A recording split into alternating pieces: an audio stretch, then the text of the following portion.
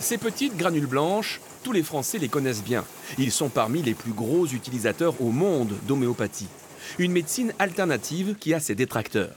Les académies de médecine et de pharmacie mettent en doute son efficacité non scientifiquement prouvée et demandent son déremboursement par la sécurité sociale. Alors, depuis une semaine, les professionnels et les défenseurs de l'homéopathie contre-attaquent.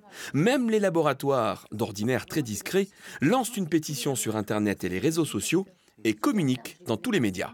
Il faut arrêter de dire qu'il n'y a pas d'études. Il y a des études, de nombreuses études qui concernent le médicament homéopathique. Et d'ailleurs, on l'a prouvé puisque on vient de déposer le dossier suite à la demande de la HAS. Nous avons mené une grande étude pharmaco-épidémiologique à partir de 2006 qui montre l'intérêt de santé publique du médicament homéopathique.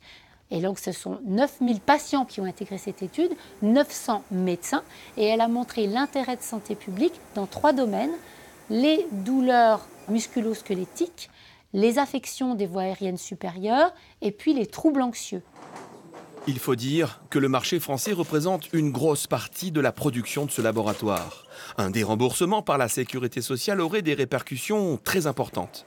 La direction a calculé que sur les 2600 salariés des 35 sites français, 1000 postes seraient menacés. Alors, un peu d'inquiétude des salariés. C'est des métiers très spécifiques. Alors, on est dans l'industrie pharmaceutique, mais c'est vrai que comme dans ce service ici, c'est des métiers qu'on ne trouve pas forcément ailleurs. Donc, difficulté de se recycler derrière en cas de perte d'emploi. La Haute Autorité de Santé rendra son avis sur l'efficacité de l'homéopathie au mois de juin. La ministre Agnès Buzyn a annoncé qu'elle suivrait ses recommandations.